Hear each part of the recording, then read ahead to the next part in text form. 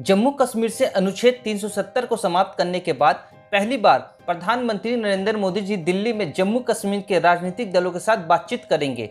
बैठक के एजेंडे पर गुपकार ने खुलकर भले ही कुछ न कहा हो, लेकिन उसकी मांग रहेगी कि अनुच्छेद 370 को दोबारा से बहाल किया जाए। Gupkar people's alliance Jammu and Kashmir में कई क्षेत्रीय राजनीतिक दलों के बीच एक चुनावी गठबंधन है, जिसका उद्देश्य जम्मू कश्मीर में फिर से 370 और 35A को बहाल करवाना है। 2019 में नरेंद्र मोदी ने दोबारा सत्ता संभालने के बाद अनुच्छेद 370 को समाप्त किया था। इसे भाजपा की तरफ से जनसंघ के संस्थापक सदस्य डॉक्टर श्यामा प्रसाद मुखर्जी जी को सबसे बड़े श्रद्धांजलि के तौर पर देखा गया था। 66 साल पहले अनुच्छेद 370 हटाए जाने का स्वप्न डॉक्टर श्यामा प्रसाद मुखर्जी ने देखा था, जिसे केंद्र की भाजपा सरकार ने उसे बहुमत मिलते ही पूरा कर दिया था। जय हिंद दोस्तों, मैं वीर शाह, रिप्लाई टाइम चैनल में आप सभी का फिर से स्वागत है। दोस्तों, आज के वीडियो में कश्मीर में गरमाई सियासत, राजनीतिक और 370 और 35A के बारे में बात करेंगे।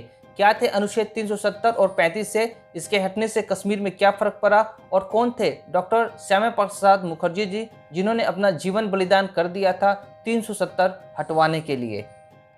जम्मू कश्मीर से अनुच्छेद 370 और 35A हटाने जाने का बिगुल 66 साल पहले डॉक्टर श्यामा प्रसाद मुखर्जी जी ने पठानकोट के मधुपुर में फूंका था। 1952 में अनुच्छेद 370 के खिलाफ उन्होंने एक देश में दो विधान, दो प्रधान और दो निशान नहीं चलेंगे का नारा भाजपाइयों को दिया था। पंजाब के आखिरी गांव मधुपुर में उन्होंने धारा 370 के खिलाफ जंग शुरू की थी और बिना परमिट के जम्मू कश्मीर की यात्रा करने पर उन्हें गिरफ्तार किया गया था और रहस्यमयी परिस्थिति में उनकी मौत वहीं हो गई थी। उसी समय से भाजपा का नारा रहा है, जहां हुए बलिदान मुखर्जी वो कश्मीर हमारा है। डॉक्टर श्यामा प्रसाद मुखर्जी भारतीय जनसंघ के संस्थापक सदस्य थे। जनसंघ के बाद से ही बाद में भारतीय जनता पार्टी का उदय हुआ था। श्यामा प्रसाद मुखर्जी की अगुवाई में जनसंघ ने देश के बंटवारे का विरोध भी किया था। देश के प्रथम प्रधानमंत्री पंडित जवाहरलाल नेहरू ने मुखर्जी को अंतरिम सरकार में उद्योग एवं आपूर्ति मंत्री के रूप में भी शामिल किया था, लेकिन नेहरू और पाकिस्तान के प्रधानमंत्री लियाकत अली के बीच हुए समझौते के पश्चात उन्होंने मंत्री पद से इस्तीफा दे दिया था। वर्ष 1953 में 23 जून को जेल में रहस्यमयी परिस्थिति में श्यामा प्रसाद जी की मृत्यु हो गई थी। अब बात करते हैं अनुच्छेद 370 और 35A, जिसके कारण आज भी सियासत गर्म है। सवाल यह है कि आखिर ये अनुच्छेद हटने से जम्मू कश्मीर में ऐसा क्या बदल गया। पहले जम्मू कश्मीर में भारत के राष्ट्रीय ध्वज या राष्ट्रीय प्रतीकों का अपमान अपराध की श्रेणी में नहीं आता था, लेकिन 370 हटने से देश के अन्य हिस्सों की तरह यहाँ भी ये गतिविधियाँ अपराध की श्रेणी में आने लगी। जम्मू कश्मीर में अनुच्छेद 370 और 35A के प्रावधान 17 नवंबर 1952 से लागू थे। यह अनुच्छेद जम्मू कश्मीर और यहाँ के नागरिकों को कुछ अधिकार और सुविधाएं देते थे जो देश के अन्य हिस्सों से अलग थे। जैसे पहले जम्मू कश्मीर के नागरिकों के पास दोहरी नागरिकता होती थी। इस राज्य का अपना झंडा भी होता था। अनुच्छेद 370 के प्रावधान हटने से ये चीज़ें खत्म हो गई। दोहरी नागरिकता खत्म होने का मतलब आप अपने देश में केवल एक नागरिकता ही रख सकते हैं, मगर जम्मू कश्मीर के लोग यहाँ और पाकिस्तान दोनों जगहों पर रह सकते थे। साथ ही वो अगर तिरंगे झंडे को जला दें तो उसके ऊपर कोई कानूनी कार्रवाई नहीं होती थी और जम्मू कश्मीर का अपना एक अलग झंडा होता था।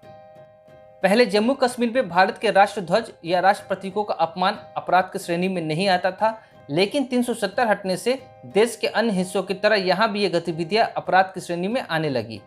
सुप्रीम कोर्ट के आदेश पहले जम्मू कश्मीर में मान्य नहीं होते थे, अब वहाँ के नागरिकों को भी शीर्ष अदालत के आदेश मानने पड़ते हैं।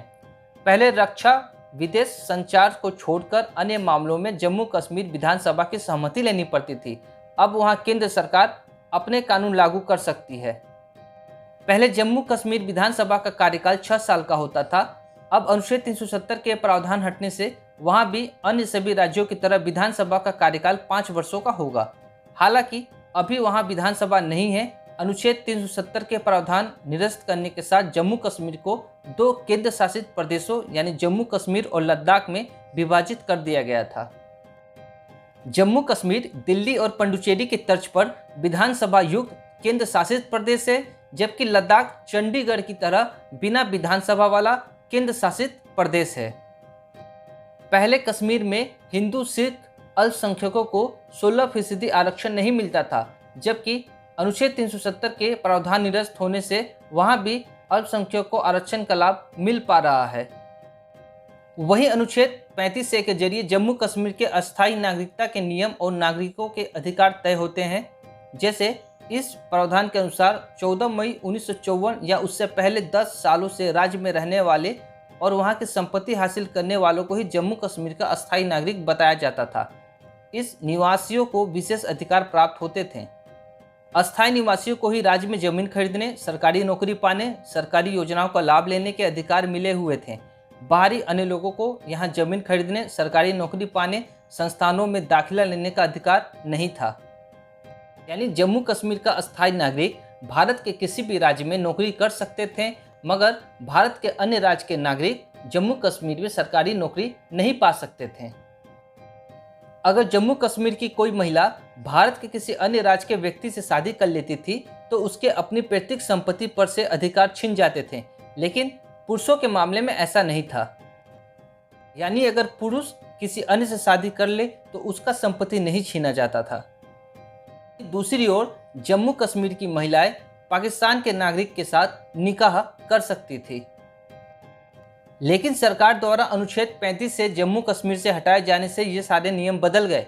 अब देश का कोई भी नागरिक जम्मू कश्मीर राज्य में जमीन खरीद सकता है, वे वहां सरकारी नौकरी भी पा सकता है। देश के किसी भी राज्य के विद्यार्थी वहां उच्च शिक्षा संस्थानों में दाखिला ले सकता है। जम्मू कश्मीर में महिला और पुरुष के बीच अधिकारों को लेकर भेदभाव खत्म हो चुका है। इतना ही नहीं, अब देश का कोई भी व्यक्ति कश्मीर में जाकर बस सकता है। इस हिसाब से देखा जाए तो 35A और 370 को हटाना देश के हित में अच्छा ही है।